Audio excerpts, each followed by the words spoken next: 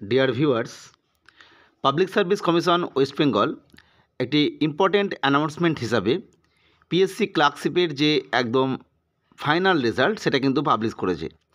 আমরা জানি যে পিএসসি ক্লার্কশিপ 2019-এর কিন্তু বেশ কতগুলো নন জয়নিং ভ্যাকেন্সির যে সিট সেটা আপডেট হওয়ার পর সেখানে কিন্তু অ্যাপয়েন্টমেন্ট দেওয়া হয়েছিল এবং গত বছর 2024 সালের ইউআর ভ্যাকেন্সি অর্থাৎ আনরিজার্ভড ভ্যাকেন্সির জন্য বেশ কিছু ক্যান্ডিডেটের কম্পিউটার টাইপ টেস্টও নেওয়া হয়েছিল 29 সেপ্টেম্বর বা এই সময়ে করে।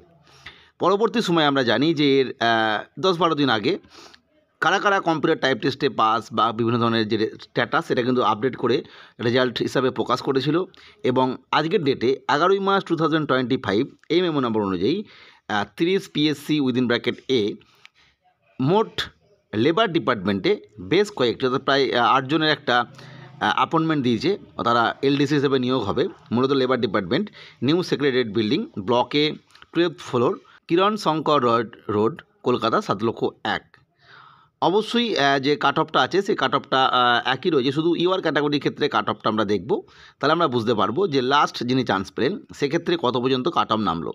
যদিও মনে রাখতে হবে এটা কিন্তু সম্পূর্ণ ইউআর ভ্যাকেন্সির ওপরই নন জয়নিং ভ্যাকেন্সি, কারণ আমরা জানি এই নিয়ে কিন্তু অনেক ক্যান্ডিডেট আছেন যারা ওবিসি এ বা বি, তাদের কিন্তু আলাদা লিস্ট আছে, তারাও কিন্তু অনেকে অপেক্ষারত, কিন্তু এটা মূলত ইউআর ভ্যাকেন্সি ছিল এবং সেই নিয়ে একটা সমস্যাও ছিল।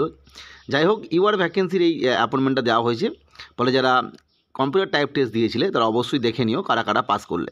এরপর যদি আমরা কাট অফটা দেখি তাহলে আমরা বুঝতেই পারছি যেহেতু ইউআর ভ্যাকেন্সি, শুধু ইউআরের কাট অফ এই মুহূর্তে এসেছে 136.33, OBC A 133.67, OBC B 133, SC 125.33, ST 98.67, PHLV 91, PHHI 77.67, PHLDCP 116, SC LDCP 93, exempted category যেটা সেটা হচ্ছে 76, এসসি এক্সেমটেড ক্যাটাগরি সেটা 66 এবং মেরিটোরিয়াস পোস্টম্যানের ক্ষেত্রে কাট অফটা আছে 80.33।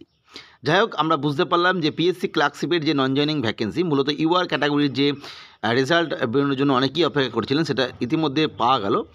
যাই হোক, এই তথ্যটা শেয়ার করলাম। পরবর্তী আপডেট বা তথ্যের জন্য চ্যানেলটিকে সাবস্ক্রাইব করে রেখো।